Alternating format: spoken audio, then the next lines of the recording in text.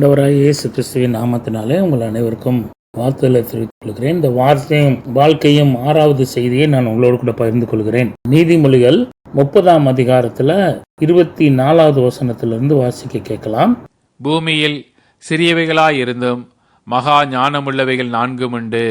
அவை யாவன: அற்பமான ஜந்துவாயிருந்தும் கோடை காலத்திலே தங்கள் ஆகாரத்தை சம்பாதிக்கிற எறும்பும், சத்துவமற்ற ஜந்துவாயிருந்தும் தங்கள் வீட்டை கண்மலையிலே தோண்டி வைக்கும் குழி முசல்களும், ராஜா இல்லாதிருந்தும் பவுஞ்சு பவுஞ்சாய் புறப்படுகிற வெட்டுக்கிளிகளும், தன் கைகளினால் வலையை பின்னி அரசர் அரமனையில் இருக்கிற சிலந்தி பூச்சியுமே.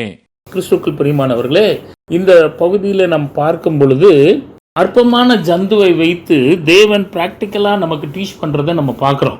நடைமுறை வாழ்க்கையிலே நம்ம குடும்பத்துல நம்ம வீட்டில் நடக்கிற சம்பவத்தை வைத்தே தேவன் கற்றுக் கொடுக்கிறார். அற்பமான ஜந்து தான், ஆனா மகா ஞானம் உள்ளதா இருக்கிறது. எறும்பை குறித்து பார்க்கும் பொழுது நீதிமொழிகள் 6வது அதிகாரத்துல சோம்பேறியை எறும்பின் இடத்துல போய் கற்றுக்கொள், அது எவ்வளவு ஆக்டிவா இருக்குது என்பதை நீதிமொழிகள்ல சொல்லப்பட்டிருக்கிறது 6வது அதிகாரத்துல. நல்லா கவனிங்களேன். அப்போ எறும்பின் இடத்துல என்ன முதலாவது பார்க்கிறோம்? ஒரு ஆக்டிவ்னஸ், சுறுசுறுப்பாய் வேலை செய்கிற காரியமா இருக்கிறது. 2வது என்ன செய்யுது? எறும்பின் இடத்துல இருந்து ஒரு ஒழுக்கம் இருக்கிறது. அது பாருங்களேன், ஒரு எறும்பு போய் கண்டுபிடிக்கிறது, ஒரு வழியில போகுது, அதே வழியில அடுத்த எல்லா எறும்பும் போகும். நம்ம ஒரு கையை வச்சு அதுல கொஞ்சம் எறும்பை கொண்டுட்டோம்னு வச்சுக்கோங்களேன், பக்கத்துல ஒரு ரூட்டை போட்டு அதான் போகும். அப்போ ஒரு ஒழுக்கத்தை பார்க்கிறோம். 2வது காரியம். 3வது காரியம் பார்த்தீங்கன்னா ஒரு ஃபெல்லோஷிப். ஒரு எறும்பு போய் கண்டுபிடிக்குது, மிச்ச எறும்புகள்லாம் அதை தொடர்ந்து போய் அந்த உணவை சேமிக்கிறது. யோசித்து பாருங்களேன். ஒருவேளை இதை ஒப்பிட்டு நம்ம பார்க்கும் பொழுது நமக்கு ஆவிக்குரிய வாழ்க்கையில தேவனுடைய வார்த்தையில இருதயத்துல சேமிக்கிறோமா? எவ்வளவு தூரத்துக்கு மனனம் பண்ணி சேமிக்கிறோம்? அது ரொம்ப முக்கியமான ஒரு விஷயங்க. எப்படின்னா, ஒரு சில காலகட்டங்கள்ல வேதத்தை வாசிக்க முடியாத ஒரு சூழ்நிலை வந்தாலும் நம்ம இருதயத்துல தேவனுடைய வார்த்தை இருக்குமானால் அது அந்த நேரத்துல நம்ம மனனமா சொல்லும் பொழுது அது தேவ பலனை பெற்றுக் கொள்கிறவர்களா இருக்கிறோம். அப்போ சேமிக்கணும், ஒழுக்கமா இருக்கணும், நல்ல ஐக்கியமா இருக்கணும். இததான் இந்த எறும்பின் இடத்துல இருந்து கற்றுக்கொள்கிறோம். 2வது காரியம் பாத்தீங்கன்னா குழிமுசல் என்று சொல்லப்படுறது. இந்த குழிமுசலை குறித்து சொல்லும் பொழுது இதுல பாருங்களேன், இதுல ஒண்ணு பெரிய விஷயம் என்ன அப்படின்னு சொல்லி பாத்தீங்கன்னா, கண்மலை கீழாய் தன்னுடைய சேஃபர் பிளேஸ் அதான் அப்படின்னு சொல்லி சேஃபர் பிளேஸ் நோக்கி போகுது. எப்படி?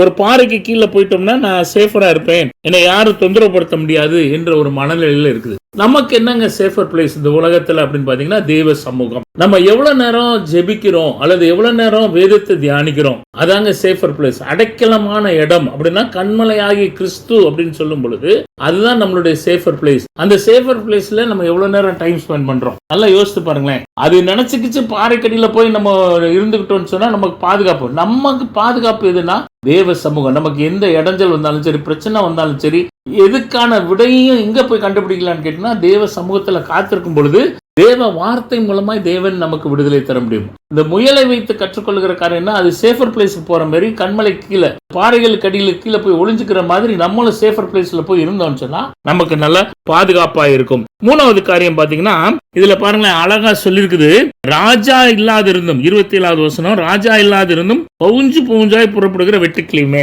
இந்த வெட்டுக்கிளியை குறித்து பார்க்கும் பொழுது 3 காரியத்தை பார்க்கலாங்க. 1 யூனிட்டி, 2வது ஆர்டர்லி, 3வது நோ லீடர். சரிங்களா? No visible leader. விசிபிளா லீடரே கிடையாது. ஆனா அது எப்படி போகுது? பசுமையை நோக்கி போகுது, பவுஞ்சு பவுஞ்சாய் போகுது, கூட்ட கூட்டமா போகுது. நம்ம இன்னைக்கு நம்மளுடைய வாழ்க்கையில நம்ம யாரோட ஐக்கியத்துல இருக்கிறோம்? நல்லா யோசிச்சு பாருங்களேன். தேவனோட கூட ஐக்கியம் ரொம்ப அவசியமான காரியம். அது காட்டிலும் உலக பிரகாரமா நம்ம பணி செய்யற இடத்துல ஒரு பிரேயர் குரூப்போட இணைஞ்சிருக்கிறோமா, ஒரு ஆவிக்குரிய தலைவர்களோடு கூட இணைஞ்சிருக்கிறோமா, அல்லது ஒரு ஊழிய ஸ்தாபனத்தோடு கூட இணைந்து நம்ம அந்த பிரேயர் குரூப்ல இருக்கிறோமா என்பதை நம்ம ஆராய்ந்து பார்க்க வேண்டும். எப்படி இந்த வெட்டுக்கிளிட்டு இருந்து கத்துறது என்ன? லீடரே கிடையாது, ஆனா ஒழுக்கத்தோடு கூட அது எப்படி செய்யுது?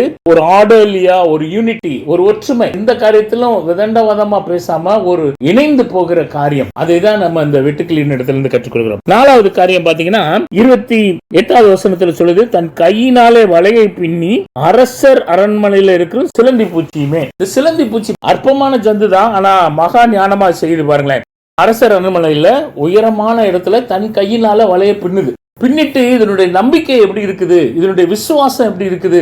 தேவன் என்னுடைய தேவைகளையும் சந்திப்பார். உயரத்துல வலைய பின்னுது தன் கையினால, ஆனா அதனுடைய தேவைகளையும் தேவன் சந்திப்பார் என்ற ஒரு நிச்சயத்துல, ஒரு விசுவாச உறுதியில இருக்கிறதை நாம் பார்க்கிறோம். விசுவாசம் இல்லாம தேவனை பிரியப்படுத்த முடியாதுன்னு தேவனுடைய வார்த்தை சொல்லுகிறது. எவ்வளவு தூரம் நான் நம்பிக்கை வைக்கிறோம்? மனிதர்கள் மேல நம்பிக்கை வச்சோம்னா நம்ம உளுந்து போயிடுவோம். ஆனா கர்த்தர் மேல நம்பிக்கை வச்சு அவர் சமூகத்துல காத்திருந்தோமானால் நம்மளுடைய பிரச்சனைக்கான விடுதலை அதுல இருக்கும். அப்போ எவ்வளவு தூரம் விசுவாசிக்கிறோம்? கர்த்தர் தான் ஆண்டவர் என்று விசுவாசிக்கிறோமா? நம்மளை நாமே ஆராய்ந்து பார்க்க வேண்டும். 4 அற்பமான ஜந்துவை வைத்து தேவன் கற்றுக் கொடுக்கிறார். அதை நாம் எவ்வாறு நம்ம வாழ்க்கையில நடைமுறைப்படுத்துகிறோம் என்பது ரொம்ப ரொம்ப முக்கியமான ஒரு விஷயம்.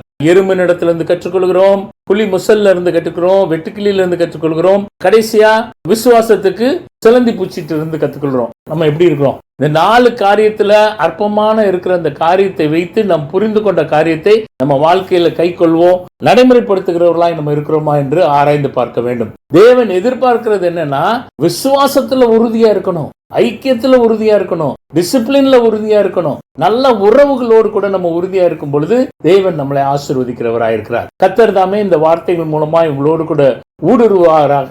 Augustus Agape counselling ministry, Madurai. உங்களுக்கு ஆலோசனைக்காகவும் ஜெபத்துக்காகவும் என்னுடைய போன் நம்பர்ல நீங்க கான்டாக்ட் பண்ணீங்கன்னா உங்களுக்காக ஜெபிக்க ஆயத்தமா இருக்கிறோம். God bless you.